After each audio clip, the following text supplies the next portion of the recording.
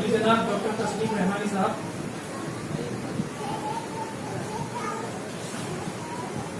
मुफ्ती उबैदुल्लाह कासिम साहब, शाहिद अली साहब शायद चले गए,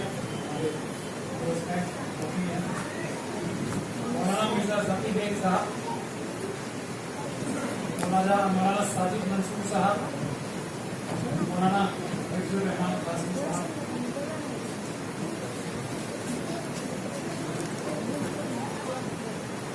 मैं आज के इस बहुत ही अहम टॉपिक जो है तबरेज साहब का भी शुक्रिया अदा करना चाहता हूँ कि उन्होंने मुझे मौका दिया इस बहुत ही अहम मुद्दे पर बोलने के लिए, और ख़ास तौर पे जबकि इसमें ख़वातीन की बड़ी तादाद में मौजूद है और बच्चे भी हैं। हमारी ख़वातीन और बच्चों को ये बात, नौजवानों को ये बात सबसे अच्छी तरह समझनी चाहिए और इनकी इस बात की पूरी वजाहत होनी चाहिए उन्हें इस टॉपिक एक मुस्लिम कम्युनिटी का, मुसलमानों का हमारे मुल्क में सन 1947 से पहले क्या रोल रहा है, क्या उनकी खिदमत रही है, क्या उनका कंट्रीब्यूशन रहा है। तो मैं बहुत शुक्रगुजार हूँ उससे पहले बोलने वाले सभी शख्स का और हजरात का, खासतौर पे डॉक्टर तस्लीम रहमानी का, जिन्होंने बहुत ही तफसील से इन बातों पे रोशनी डाली। तो कम से कम मुझे अब ये बताने की जरूरत नहीं है कि मुसलमानों का जो किरदार और ताउन रहा है मुल्क की आज़ादी में, मुल्क की तामीर में, हमारा मुल्क भारत या इंडिया, जो कि बाबा भीमराव अम्बेडकर ने जो जिन लफ्जों का इस्तेमाल कॉन्स्टिट्यूशन में किया है, हिंदुस्तान का नहीं किया है। भारत यानी कि इंडिया को इस शक्ल में लाने, कश्मीर से कन्याकुमारी तक पहली बड़ी कॉन्ट्रीब्यूशन मुसलमानों, वरना इस शक्ल में नहीं, छोटे छोटे मुल्क थे। तो हम ही बानी हैं, अगर कम्युनिटीज के हिसाब से देखा जाए तो मुसलमान ही बानी है भारत यानी कि इंडिया के, और उनका कंट्रीब्यूशन, मैं सिर्फ क्योंकि लॉजिक और कानून का स्टूडेंट तालिब हूँ, मैं तालिब इल्म हूँ, रहा मेरी उर्दू को माफी दीजिएगा, मैं जरा उर्दू मैंने फॉर्मली नहीं पढ़ी है, वैसे ही सीखी है।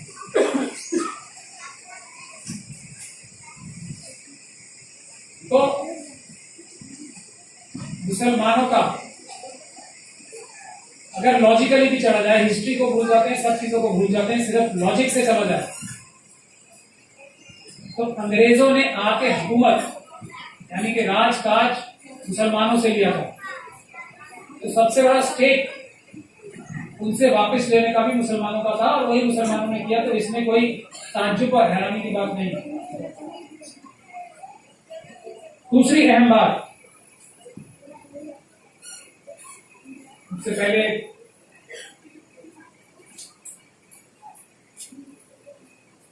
साहब ने बोली ये बात कि पाकिस्तान,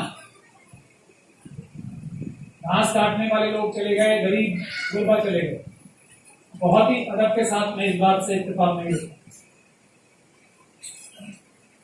बहुत बड़े बड़ी शख्सियत थे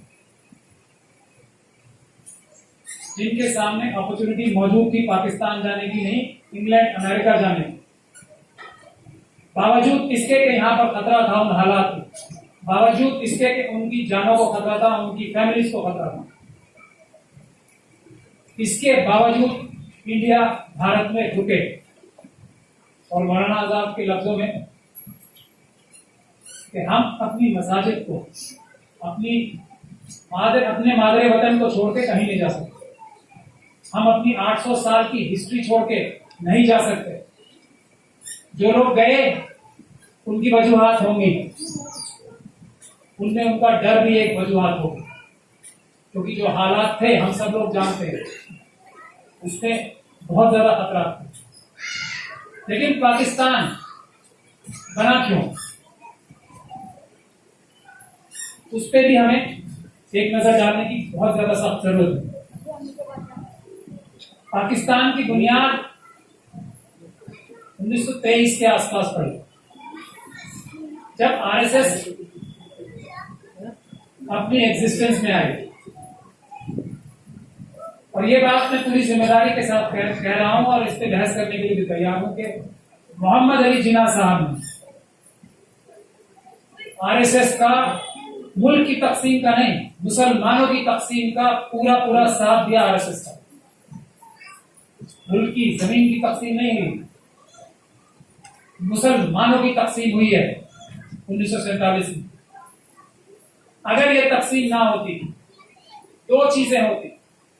एक तो भारत यानी कि इंडिया, मैं जानबूझ के कॉन्स्टिट्यूशनल लफ्ज का इस्तेमाल करता हूं, हिंदुस्तान का नहीं करना चाहता। दुनिया का सबसे ताकतवर मुल्क होता, पहली चीज तो ये हो। और मुसलमानों का इस मुल्क पे, दुनिया के सबसे बड़े ताकतवर मुल्क पर सियासी एतबार से सबसे बड़ी ताकत मुसलमान होते हैं इस मुल्क की, क्योंकि एक ही सबसे बड़ा कंसोलिडेटेड ग्रुप या क्लास मुस्लिम्स की होती 35%, 35%। 17% उनमें से वो लोग थे जो अछूत के नाम से जाने जाते थे, जिनकी क़यादत बाबा भीमराव अंबेडकर कर रहे थे। तो यहाँ छोटे छोटे बच्चे बैठे हैं, मैं उनसे सिर्फ एक ही दरियाफ्त करना चाहता हूं कि 35 जमा 17 कितना होता है। शायद मेरे ख्याल से 52% होता है, मेरी तो बहुत मैथमेटिक्स कमजोर है। इसके बावजूद भी अगर कुछ कहने की जरूरत है तो मैं हर चीज का इल्जाम अपने सर पे लेना चाहता हूं, लेकिन मैं इस बात को बहुत ही वाज़ेह तौर पे हर जगह कहता हूं और अब फिर कहना चाहता हूं कि मोहम्मद अली जिन्ना साहब आरएसएस के साथ पूरी तरह से मुलविस थे मुसलमानों को कमजोर करने के लिए इस बरसगीर में, भारत यानी कि इंडिया, और भारत यानी कि इंडिया को दुनिया का सबसे ताकतवर मुल्क बनने से रोकने के लिए जिस साजिश में अमेरिका और रशिया और ब्रिटेन सब शामिल थे, चाइना भी शामिल। इसकी वजह यह थी कि नहीं तो आज हम लोग दुनिया के सबसे ताकतवर मुल्क में रहते होते, जो कि सबसे ताकतवर मुल्क था जब तक के मुगल सल्तनत यहां पर थी। दुनिया की 27% जीडीपी, पूरी दुनिया की जीडीपी, दुनिया का सरमाया 27% हिंदुस्तान में नहीं, भारत में यानी इंडिया में था, जब तक अंग्रेज यहां पर नहीं आए थे। अंग्रेजों के आने के 25 साल बाद ये 27% से घटकर 3% रह गया था और कमोबेश आज तक भी वही है हालत। ये है हमारे और उनके राज करने में फर्क। ये बहुत ही ध्यान से समझने की बात है। दुनिया के सब ममालिक इस बात के खिलाफ थे कि भारत यानी कि इंडिया एक रहे। तो गद्दारे कौम, गद्दारे मुल्क आरएसएस है, जिन्ना साहब है, मुसलमान नहीं है, वो तो सबसे बड़े भारत यानी इंडिया के हिमायती या सबसे बड़ा स्टेट मालिक हम लोग थे और आज भी हैं। लेकिन अब इंडिया, जिसको कहते हैं, अब हिंदुस्तान भी कहते हैं, कॉन्स्टिट्यूशन नहीं मानता, उसके आज भी मालिक है ये सिविक्स की यानी कि कानूनी बात। 15% के मालिक आज भी हैं हम। ये भी दूसरी बात है जो समझने की बात है। तो हम कोई भी बात जो कहते हैं हम और उनकी बात करके नहीं करनी चाहिए। ये मुल्क आज भी हमारा 15% है, यानी कि हर एक बाशिंदा इस मुल्क का, हर एक सिटीजन इस मुल्क का मालिक है इस मुल्क का। ये जो राज करने का तरीका है, सिर्फ अब राजा महाराजा नहीं रह गए या सल्तनतें नहीं रह गई, तो राज करने का तरीका है जो हम सब लोगों ने इस मुल्क के बैठ के तय किया था कॉन्स्टिट्यूएंट असेंबली के तहत। उसके तहत ये तय हुआ था कि ये तरीका कार इस्तेमाल करेंगे इस मुल्क के मालिक यानी कि सिटीजन इस पे राज करने का। वो है भारत का आईन, संविधान, कॉन्स्टिट्यूशन। वो कॉन्स्टिट्यूशन का वर्ड फाइनल है। कोई भी कोर्ट, सुप्रीम कोर्ट हो या कोई भी कोर्ट हो, कोई भी गवर्नमेंट उसके बाहर नहीं जा सकती, क्योंकि वो एग्रीमेंट है हमारा, जो हमने एक एग्रीमेंट किया था, मुआहदा किया था इस मुल्क के बाशिंदों कि ये मुल्क इस तरह से चलेगा। और उस मुल्क में जो अक़लियतें हैं इसकी, जो कोई किसी से कम मालिक नहीं, बराबर की मालिक, वो भी उसके ये हकूक रहेंगे। तो कोई हम पे कोई एहसान नहीं कर रहा है, बड़े भाई और छोटे भाई वाली बात नहीं है यहाँ पे, गंगा जमनी तहजीब वाली बात नहीं है। मैं मुसलमान हूं और मुसलमान ही हूं। ये अलग बात है कि मेरी फितरत में ये है कि मैं हिंदुओं का ज्यादा मदद करता हूं मुसलमानों से ज्यादा, मगर फिर भी मैं मुसलमान हूं और मैं मुसलमान ही हूं।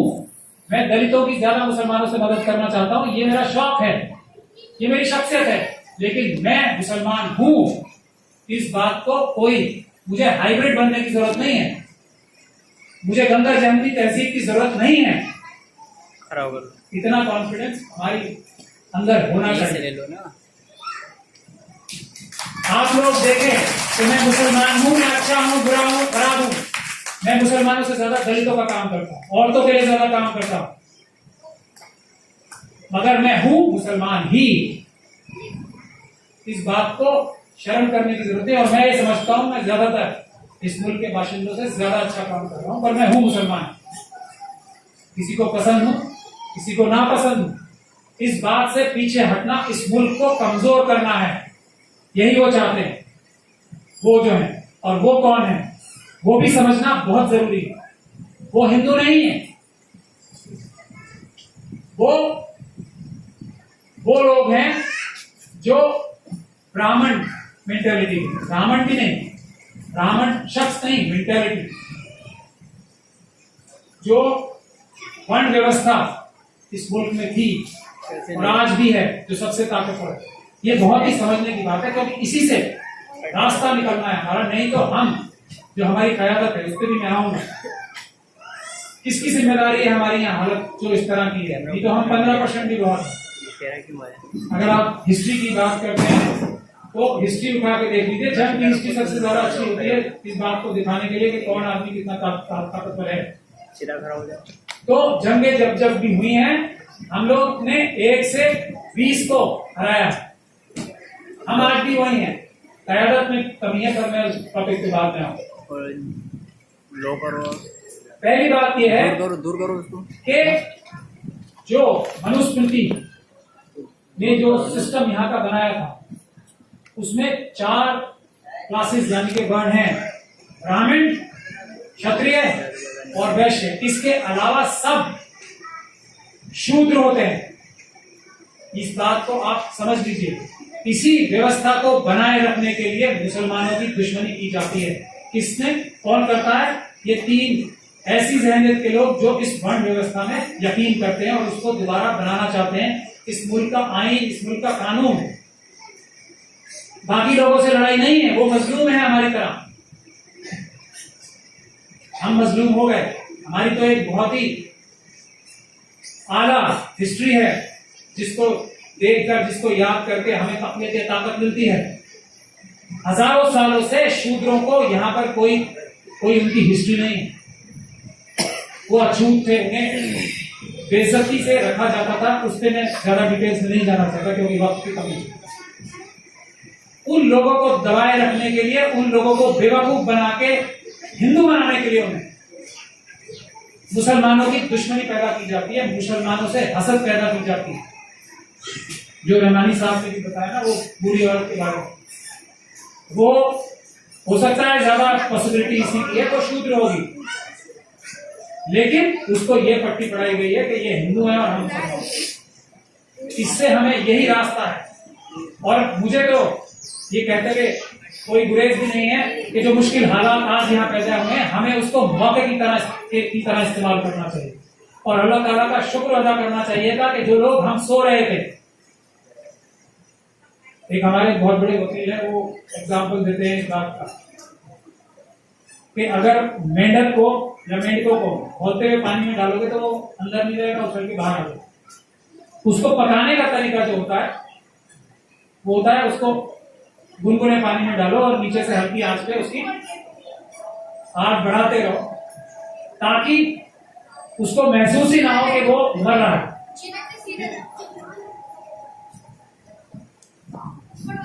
आरएसएस और बीजेपी ने अब अपनी जुल्म और ज्यादती इतनी बढ़ा दी है कि अब हमें महसूस हो रहा है कि हमें गर्म पानी से जलाया जाए। अब इस चीज का प्रॉब्लम सब लोग बताते हैं, हमारे सारे नायक भी बताते हैं। इसका सोल्यूशन क्या है? सोल्यूशन फिर मैथमेटिक्स में ही है, मैथ्स में है। आज भी हम 15% हैं यहाँ, और जो बाकी मजलूम हैं वो 65% अभी और भी हैं, जिनको बेवकूफ बनाया जा रहा है हमारी दुश्मनी दिखा दिखा।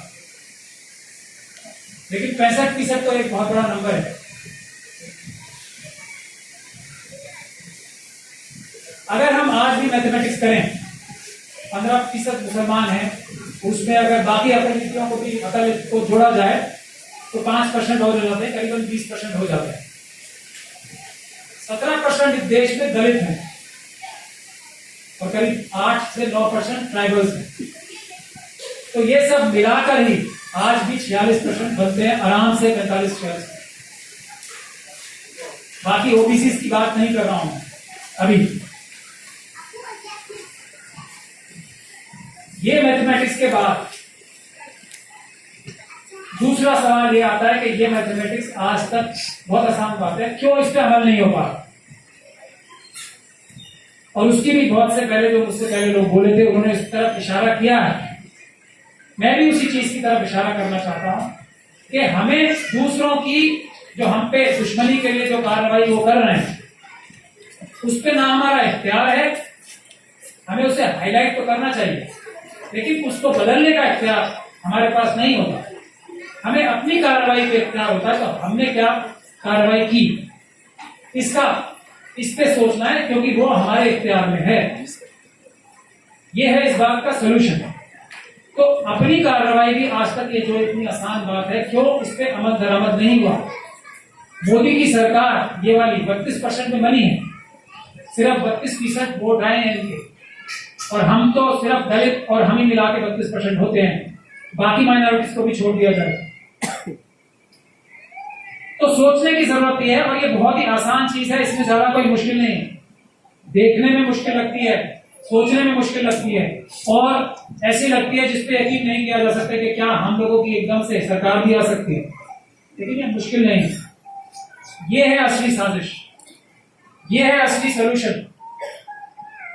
इसमें जो सबसे बड़ी वजह है, और अब पिछले 5 साल से, उससे पहले तो 4 साल से कम, इस साजिश को मैंने बहुत ही ध्यान से पढ़ा है। मैं एक बहुत ही गुनहगार आदमी था, और उलेमा हजरात की खासतौर पे जो टॉप उलेमा हजरात हैं हमारे, उनकी बहुत इज्जत करता था। और एक वक्त ऐसा था जब ये इजरायली एम्बेसी बॉम्ब ब्लास्ट से केस शुरू हुआ कि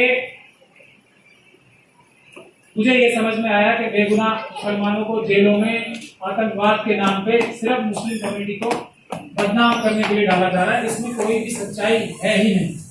उसके बाद हमने मालेगांव, मक्का मस्जिद, ये सब केसेस एक्सपोज किए, जिसकी वजह से साध्वी प्रज्ञान सिंह ठाकुर और ये सब लोग बाद में अरेस्ट हुए। जो हमारी टॉप उलेमाओं की, और इससे पहले कि मैं उनके बारे में बोलूं, मेरे लिए ये बताना बहुत जरूरी है और अहम है कि आज मैं एक दोराहे पे खड़ा हूं, जहां मुझे एक तरफ अगर मैं उन उलेमाओं का जिनका मैं बहुत ज्यादा एहतराम करता था, आज शायद उतना नहीं करता, अगर मैं उनका एहतराम रखूं तो कौम पूरी, खास तौर पे मुस्लिम कम्युनिटी और हमारा मुल्क बर्बादी के रास्ते पे चल पड़ेगा, और स्पेन जैसे हालात मुसलमानों के लिए इंडिया में कायम हो जाएंगे, तामीर हो जाएंगे।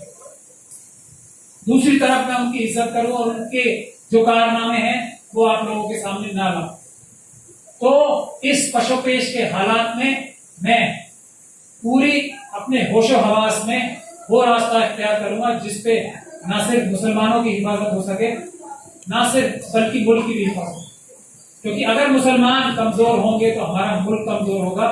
उसकी वजूहात भी मैं आपको बता देना चाहता हूं कि ऐसा नहीं कि हमने आजादी से पहले ही बहुत कुछ किया, आजादी के बाद भी केरल के मुसलमानों ने इस मुल्क में सबसे पहले फॉरेन एक्सचेंज लाई।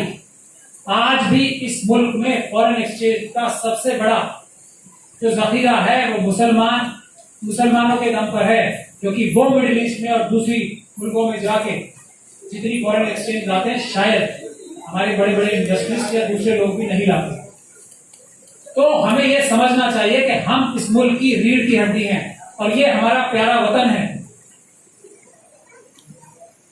हम इसको कमजोर नहीं होने देंगे। जरूरत है हमारी क़यादत की, खास तौर पे जो हमारे उलमा हजरात हैं, उनकी क़यादत में सबसे बड़ी कमजोरी है कि वो लोग डरपोक हैं। खुल के कहने का वक्त आ चुका है। मैंने अपनी आंखों से देखा, इन लोगों के लिए मैं जान हथेली पे लेके मुल्क में सैकड़ों जगह पर अलग अलग स्टेट्स में तन्हा जाके बजरंग दल, विश्व हिंदू परिषद, आईबी, यहां तक कि जयपुर में पुलिस ने मेरे छाती पर AK-47 भी रखी। रवि पुजारी नाम के इंटरनेशनल गैंगस्टर को मुझे धमकी देने के लिए रखा, क्योंकि मैं एक बात ही कहता हूं, मैं ये नहीं कहता कि ये बेगुनाह है, जो कि हमारे बाकी भी जो सेकुलर लोग हैं वो कहते हैं कि ये मुसलमान हैं, इन्होंने किया तो होगा या नहीं किया होगा, मगर इनके भी ह्यूमन राइट्स हैं। जो टेररिस्ट हैं उनके भी ह्यूमन राइट्स होते हैं, तो मेहरबानी करके इनको हिफाजत से रखिए, इनके साथ जुल्म मत कीजिए। हालांकि ये टेररिस्ट हैं, इस बात की तरफ इशारा करना, यही सबसे बड़ी साजिश है। मैं 176 केसेस एक टाइम पे कर रहा हूं और हमारी शर्त केसेस एक्सेप्ट करने की भी यही थी कि मैं तुम्हें बरी कराने के लिए केसेस नहीं करूंगा, मैं सच्चाई ढूंढने के लिए ये केसेस करूंगा और सच्चाई इंशाअल्लाह ताला मैं ढूंढ के निकालूंगा। इस बात से सबके पेट में दर्द है कि आप सच्चाई को ढूंढिए, आप मुसलमानों की हिफाजत कीजिए, आप असली कातिलों को मत ढूंढिए, ये छोड़ दीजिए, जिन्होंने ब्लास्ट कराए उनको मत ढूंढिए। आप तो मुसलमान हैं, मुसलमानों की हिफाजत कीजिए, हम सब आपके साथ हैं।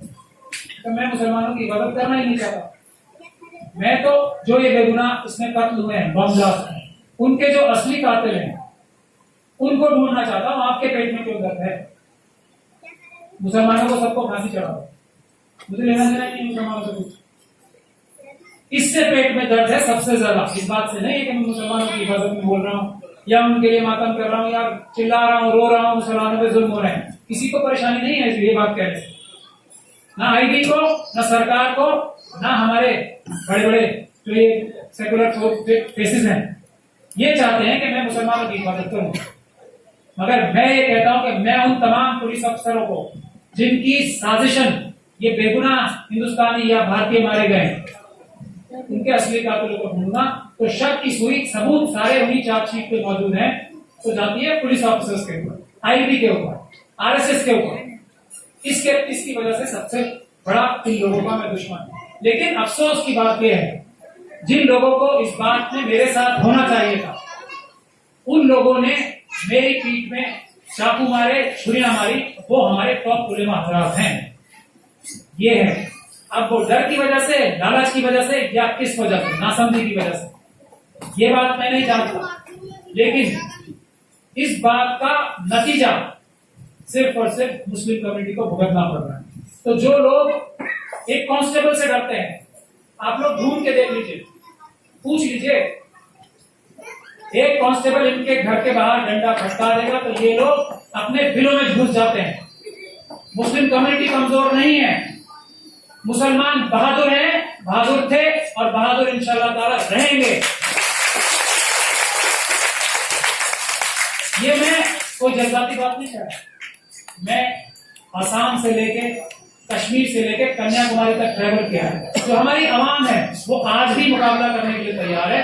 डराते हमारे कायद हैं उन्हें कि नहीं पुलिस आके पकड़ लेगी, तुम्हें चुप हो जाओ, तुम्हारा बेटा अगर पकड़ा गया है तो तुम ही ये बोल दो कि मैं खुद उसे फांसी पे चढ़ाऊंगा क्योंकि वो देशद्रोही था। ये तक मुसलमान बापों से अपने बेटों के बारे में जो कि बेगुनाह थे ये करवाया है हमारी क़यादत ने।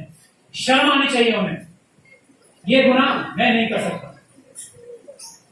किस बात के लिए बैकफुट पे हैं? हमने जब कुछ किया ही नहीं। हम इस मुल्क की रीढ़ की हड्डी हैं, बैकफुट पे क्यों हैं?